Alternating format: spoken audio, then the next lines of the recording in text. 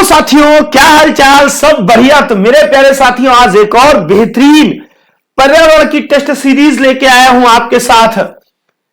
विश्वास मानिए, एक से एक बेहतरीन यूनिक क्वेश्चन है। अगर आप इस एक्सरसाइज को बिना स्किप किए पूरा देखते हैं तो आज आपका असली परीक्षण होने वाला है।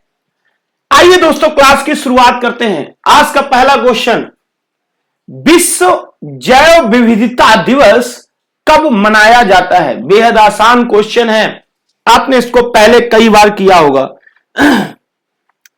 विश्व जैव विविधता दिवस 22 मार्च को, 22 अप्रैल को, 22 मई को या 22 जून को? दोस्तों, आपको बताना है कि विश्व जैव विविधता दिवस कब मनाया जाता है। कई सारे लोग कमेंट कर रहे हैं 22 मई को। बिल्कुल सही आंसर है दोस्तों। विश्व जैव विविधता दिवस 22 मई को मनाया जाता है। इसका उद्देश्य क्या होता है? जैव विविधताओं की सुरक्षा करना। इसका उद्देश्य क्या होता है?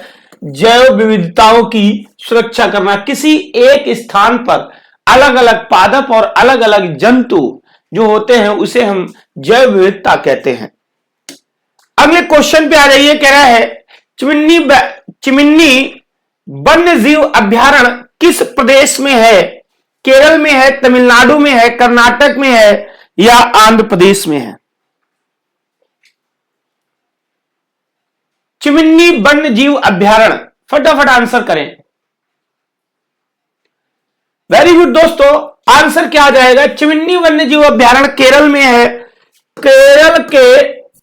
केरल के थ्रिस्सूर जिले में है। क्लियर है? यहां पर पक्षियों का अच्छा निवास स्थान है।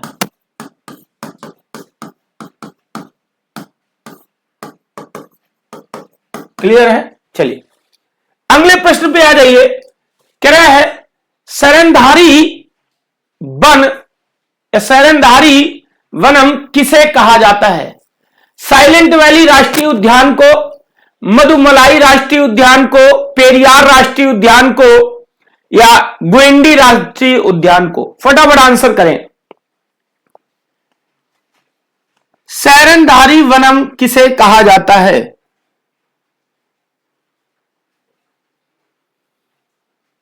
वेरी गुड मेरे साथियों, आंसर क्या आ जाएगा? साइलेंट वैली राष्ट्रीय उद्यान को ही शरणधारी वनम कहा जाता है। अगला प्रश्न, विश्व मौसम विज्ञान संगठन और यूएनईपी द्वारा निम्नलिखित अंतरराष्ट्रीय संस्थानों में कौन सा संयुक्त रूप से स्थापित किया गया? यूएनईपी का मतलब क्या है? United Nations Environment Programme. इन दोनों के द्वारा, विश्व मौसम विज्ञान संगठन और यूएनईपी के द्वारा जो है, कौन सा अंतरराष्ट्रीय संस्थानों में कौन सा संयुक्त रूप से स्थापित किया गया?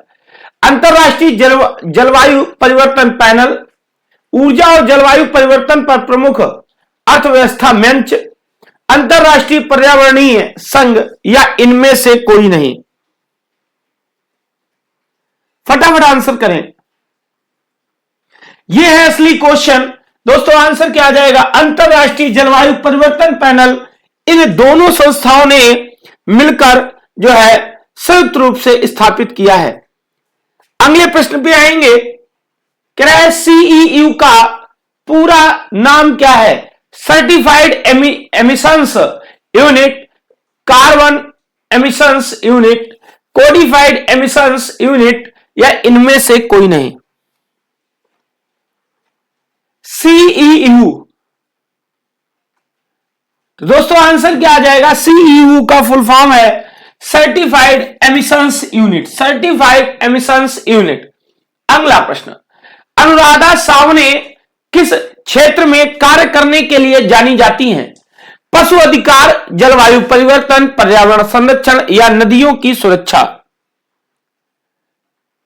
अनुराधा सावने, जल्दी से आंसर करें।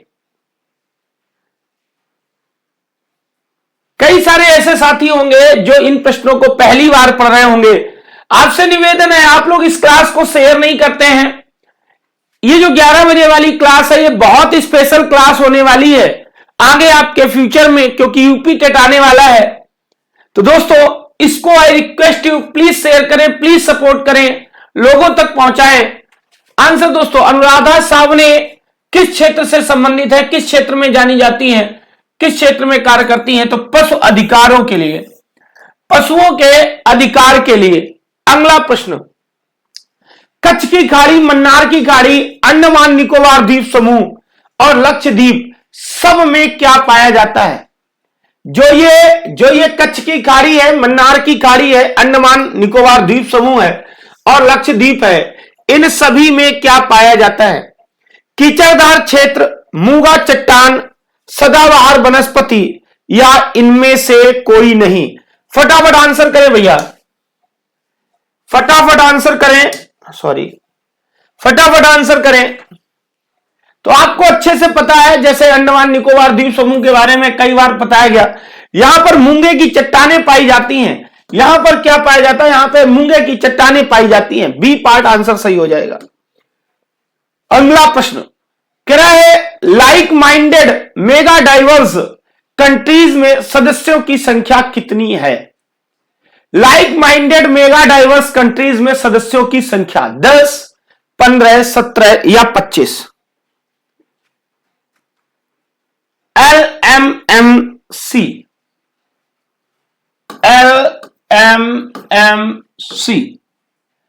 Like minded mega diverse countries.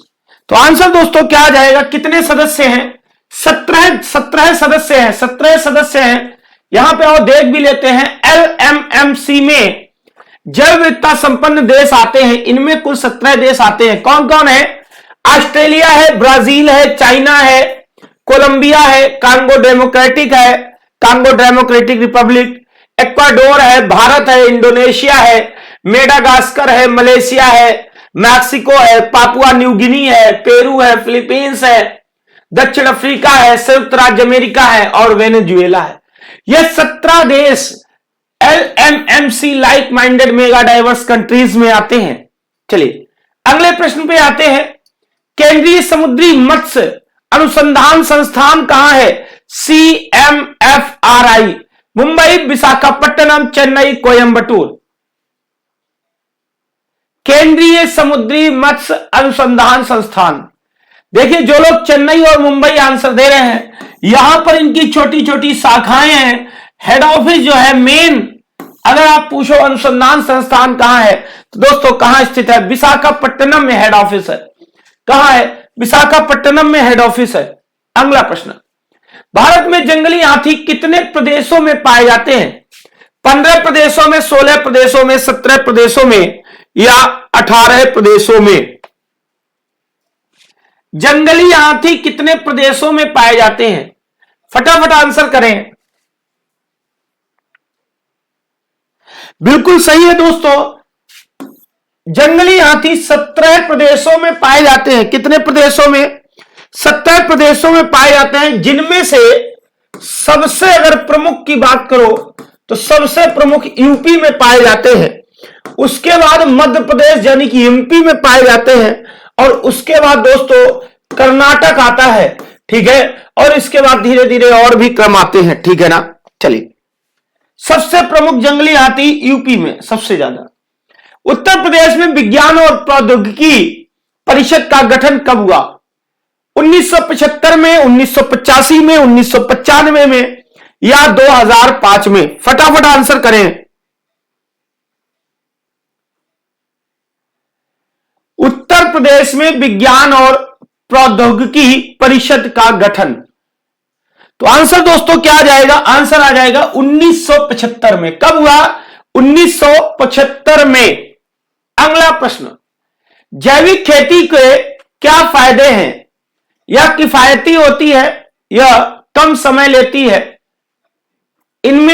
इसमें कम मजदूरों की जरूरत होती है, उपरोक्त सभी। देखिए जैविक खेती का मतलब जो हम लोग अपने घर में खाद बनाते हैं, हम जब खेती करते हैं, ठीक है, तो उसमें जो हमारे रसायन पड़ते हैं, जो खादें पड़ती हैं, ठीक है ना, तो वो बहुत पैसे जो है उनमें बहुत पैसा हमारा वेस्ट होता है। तो जैविक खेती का सबसे प्रमुख काम क्या है, सबसे प्रमुख फायदा क्या है? यह बहुत किफायती होती है। हमारे घर में जानवर होते हैं, उनका जो गोबर है हम उसको कंपोजिट करके खेत में डालते हैं। अगर आप कम समय की बात करो, जैविक खेती का मतलब है कि हम रासायनों का प्रयोग नहीं कर रहे हैं, तो इसमें समय से कोई फर्क नहीं पड़ा और ना ही इसमें मजदूरों से कोई फर्क पड़ा। जैविक खेती का मतलब हम रासायनों का प्रयोग नहीं कर रहे हैं पौधों की वृद्धि के लिए। अगला, जैव विविधता का अंतरराष्ट्रीय कार्यालय कहां है? वेनिस, रोम, जेनेवा, पेरिस। जैव विविधता का अंतरराष्ट्रीय कार्यालय।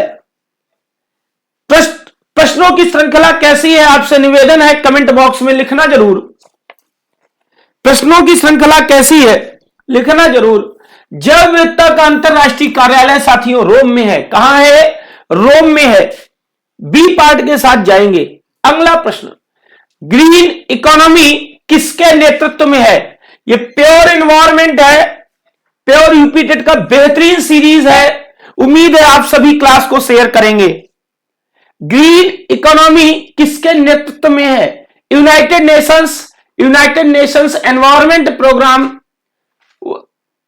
जो अभी मैंने यूएनईपी बताया था, या यूरोपियन यूनियन या आईयूसीएन। फटाफट आंसर करें। ग्रीन इकोनॉमी किसके नेतृत्व में है? तो दोस्तों याद रखना, ग्रीन इकोनॉमी यूएनईपी यानी कि यूनाइटेड नेशंस एनवायरमेंट प्रोग्राम के नेतृत्व में है। अगला प्रश्न कहता है निम्नलिखित में क्या जलवायु परिवर्तन पर एक्शन प्लान का हिस्सा नहीं है? जलवायु परिवर्तन पर एक्शन प्लान का हिस्सा नहीं है। राष्ट्रीय जल मिशन, प्रदूषण नियंत्रण के लिए राष्ट्रीय मिशन, सतत कृषि के लिए राष्ट्रीय मिशन या सतत आवास के लिए राष्ट्रीय मिशन। फटाफट आंसर करें।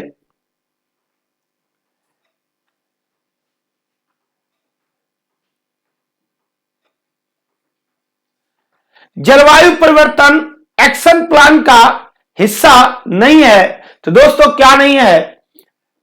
प्रदूषण नियंत्रण के लिए राष्ट्रीय मिशन, प्रदूषण नियंत्रण के लिए राष्ट्रीय मिशन, यह जलवायु परिवर्तन एक्शन प्लान का हिस्सा नहीं है।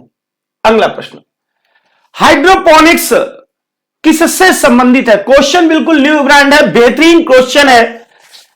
हाइड्रोपोनिक्स किससे संबंधित है? पौधों की बहुत सी संस्कृत से, जल संरक्षण से, पर्यावरण संरक्षण से या सब्जियों के अध्ययन से।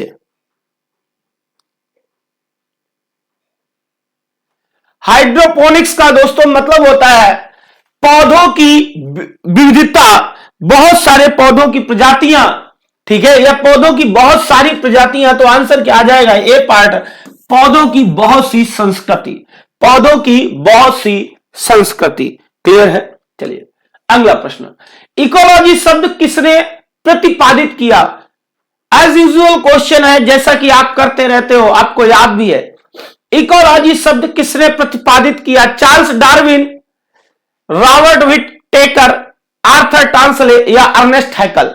बहुत आसान सा क्वेश्चन है, आंसर कौन पहले देगा यही चुनौती है। आंसर दोस्तों क्या आ जाएगा? अर्नेस्ट हैकल आ जाएगा। ठीक है, ये जो शाखा है इकोलॉजी की, ये अर्नेस्ट हैकल ने स्थापित की थी। किसने स्थापित की थी दोस्तों? अर्नेस्ट हैकल ने इस शाखा की स्थापना की थी। और कब की थी अगर कोई पूछ दे तो याद रखना दोस्तों, 1866 ईस्वी में की थी। क्लियर है? अगला, निम्नलिखित में कौन सी ग्रीन हाउस गैस नहीं है? नहीं, methane, nitrous oxide, sulphur hexafluoride या कार्बन मोनोऑक्साइड।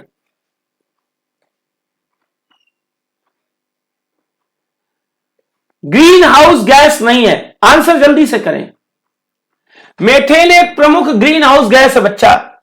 कौन सी नहीं है? Carbon monoxide greenhouse gas नहीं है, परंतु याद रखना एक बड़ा प्रदूषक है। यह बड़ा प्रदूषक यानी कि एक बड़ा प्रदूषक गैस है। ठीक है ना? एक बड़ा प्रदूषक है कार्बन मोनोऑक्साइड। अगला, नाइट्रोजन चक्र में मिट्टी नाइट्रस को मुक्त नाइट्रोजन में किसके द्वारा बदल दिया जाता है? जो मिट्टी है वो नाइट्रेट्स को मुक्त नाइट्रोजन में किसके द्वारा बदलती है? नाइट्रीफाइंग बैक्टीरिया द्वारा, डिनाइट्रीफाइंग बैक्टीरिया द्वारा, एमोनिफाइंग बैक्टीरिया द्वारा, या इनमें से कोई नहीं? फटाफट आंसर करें।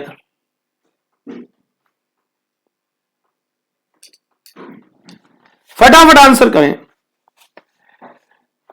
जो नाइट्रोजन चक्र होता है उसमें जो मिट्टी जो नाइट्रेट्स को मुक्त नाइट्रोजन में बदलती है वह किस बैक्टीरिया के द्वारा? तो याद रखना दोस्तों, डिनाइट्रीफाइंग बैक्टीरिया के द्वारा। किसके द्वारा? डिनाइट्रीफाइंग बैक्टीरिया के द्वारा। आज अगर आप प्रश्नों का मूल्यांकन जरूर करना कि आपके सही कितने हैं और यह जो प्रश्नों की श्रृंखला है यह आपके लिए कैसी रही, क्या वाकई आपका अच्छा रिवीजन हुआ? प्लीज कमेंट जरूर करना और क्लास को भाई शेयर करो, संख्या थोड़ी और बढ़े। मकड़ी का जाला किसके द्वारा, किससे? देखो दो बातें यहां पे लिखा है मकड़ी का जाला किससे बना हुआ होता है? कार्बोहाइड्रेट पॉलीमर्स के द्वारा, प्रोटीन के द्वारा, वसा के द्वारा, या इनमें से कोई नहीं? बहुत आसान है, मैंने इसको कई बार कराया है। मकड़ी का जाला किससे बना हुआ होता है? तो आंसर दोस्तों क्या आ जाएगा? बिल्कुल सही है, मकड़ी का जाला जो है प्रोटीन के द्वारा बना हुआ होता है। किसके द्वारा बना हुआ होता है? प्रोटीन, सॉरी किसके द्वारा मैं कह रहा हूं, किससे बना हुआ होता है? ठीक है ना, प्रोटीन्स का बना हुआ होता है। अगला, पैलियो वनस्पति के अंतर्गत अध्ययन करते हैं किसका? जंतु जीवाश्म का, शैवाल का, फफूंदी का, या इनमें से कोई नहीं? क्वेश्चन ये बहुत तगड़ा है, आंसर कौन सही देगा बस ये मुझे देखना है। पैलियो वनस्पति के अंतर्गत अध्ययन करते हैं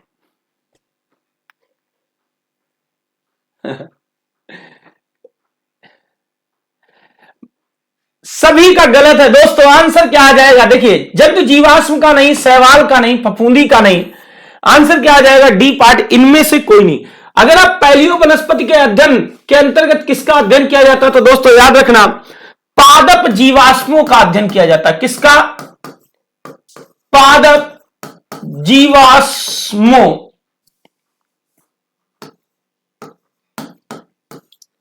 पादप जीवाश्मों का अध्ययन किया जाता है। इसीलिए आपसे कहते हैं भैया जो है ऑप्शन के भरोसे मत रहो, याद करो चीजों को। अगला प्रश्न, लंबी सक्रिय मोती भित्त वाली दोनों सिरों पर नुकीली मृत कोशिकाएं क्या कहलाती हैं? मृदुतक, चालिनी नलिकाएं, वाहिकाएं, या दृढ़ोतक? फटाफट आंसर करें। लंबी सक्रिय मोटी भित्त वाली दोनों सिरों पर नुकीली मृत कोशिकाएं क्या कहलाती हैं? तो याद रखना दोस्तों, दृढ़ोतक कहलाती हैं। डी पार्ट के साथ जाएंगे। क्या कहलाती हैं? दृढ़ोतक कहलाती हैं। अगला प्रश्न, दूध किस बैक्टीरिया के कारण खराब होता है? एज यूजुअल बहुत नॉर्मल क्वेश्चन है, आपको कई बार मैम ने कराया है, जल्दी से आंसर करें। बहुत रटा है, लोगों की जबान पर है। दूध किस बैक्टीरिया के कारण खराब होता है? वेरी गुड, देखो आंसर भी सभी का आ गया, लैक्टोबैसिलस। लैक्टोबैसिलस, डी पार्ट के साथ जाएंगे। अगला प्रश्न, ईस्ट और मशरूम है, शैवाल है, नग्नबीजी है, फफूंद है, या गांठदार जड़ें? ईस्ट और मशरूम है, फटाफट आंसर करें। ईस्ट और मशरूम, याद रखना दोस्तों, ईस्ट और मशरूम क्या है? फफूंद है। क्या है? फफूंद है। क्लियर है? चलिए, निम्न में कौन सा तना है? शलजम, अदरक, गाजर, या शकरकंद? तो याद रखना दोस्तों, शलजम क्या है? शलजम जड़ है। गाजर क्या है? गाजर जड़ है। शकरकंद क्या है? शकरकंद जड़ है। तो दोस्तों याद रखना, तना कौन सा होगा? अदरक जो है, अदरक तना है। बी पार्ट के साथ जाएंगे। अगला प्रश्न, अधिक जल का अवशोषण किस विधि द्वारा होता है? परासरणी अवशोषण, सक्रिय अवशोषण, अंतःचूवण, या निष्क्रिय अवशोषण? फटाफट आंसर करें। अधिक जल का अवशोषण किस विधि द्वारा होता है? बिल्कुल सही है मेरे दोस्त, आंसर क्या आ जाएगा? डी पार्ट, निष्क्रिय अवशोषण। निष्क्रिय अवशोषण। अगले प्रश्न पे, निम्न में से कीट बच्छी पौधे कौन से हैं? ब्लैडर वर्ड, वटर वर्ड या दोनों, या इनमें से कोई नहीं? देखिए, कीट बच्ची की अगर बात करें तो ब्लैडर वर्ड भी कीट बच्ची होता है और वटर वर्ड भी कीट बच्ची होता है। तो आंसर दोस्तों क्या जाएगा? सी पार्ट जाएगा। सी पार्ट वाले सब सही हो जाएंगे। कीट बच्ची पौधे, ब्लैडर वर्ड और वटर वर्ड। अगला, जहां पर नाइट्रोजन की कमी होती है वहां पर पौधे जो है कीट बच्ची बन जाते हैं। प्रकाश संश्लेषण एक महत्वपूर्ण क्रिया है क्योंकि यह भौतिक व जैविक जगत को जोड़ता है। यह प्रकाशीय ऊर्जा को कार्बनिक पदार्थों में संचित करता है। इसमें ऑक्सीजन मुक्त होती है। उपरोक्त सभी तथ्य सही है।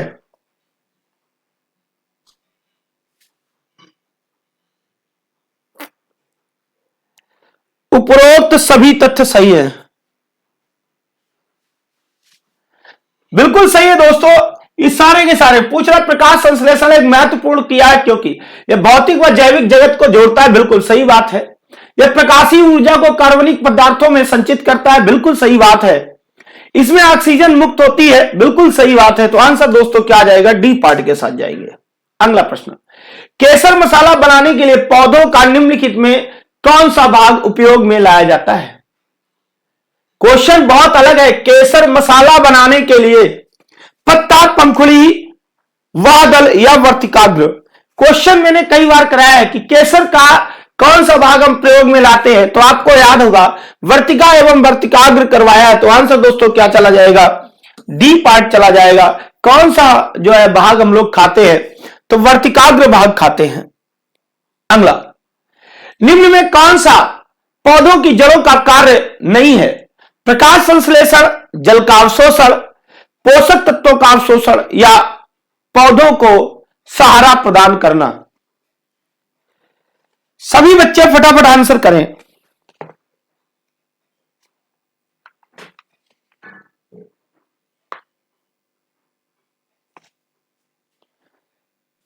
निम्नलिखित में कौन सा पौधों की जड़ों का कार्य नहीं है? तो दोस्तों, प्रकाश संश्लेषण है वो जड़ों का कार्य नहीं है। जल का अवशोषण जड़ों के द्वारा होता है। पोषक तत्वों का अवशोषण जमीन से जड़ों के द्वारा होता है। पौधे को सहारा जड़ें ही प्रदान करती है। जड़ें जितनी मजबूत होंगी पौधा उतना मजबूत होगा। और प्रकाश संश्लेषण की प्रक्रिया जड़ों के द्वारा नहीं होती है। तो आज की टेस्ट सीरीज दोस्तों कैसी लगी ये जरूर बताना कमेंट बॉक्स में, क्योंकि बीच में अभी 3 से 4 दिन टेस्ट सीरीज नहीं हो पाई, क्योंकि मैं अच्छे प्रश्नों को ढूंढ रहा था, यूनिक कॉन्सेप्ट को ढूंढ रहा था जिसमें आपको नई चीजें करने को मिले, बेहतर आप परफॉर्म करें, कुछ नया सीखें। क्लियर है? तो उम्मीद है आज की क्लास आपको अच्छी लगी होगी और आप सभी हर हाल में क्लास को शेयर करेंगे। और जितने विद्यार्थी आज लाइव आए थे वो कल 11 बजे हर हाल में लाइव होंगे। ठीक है ना? Thank you, wish you all the best. आप सभी का दिन शुभ हो और आप सभी की आज के दिन की यात्राएं मंगलमय हो। धन्यवाद। जय हिंद, वंदे मातरम।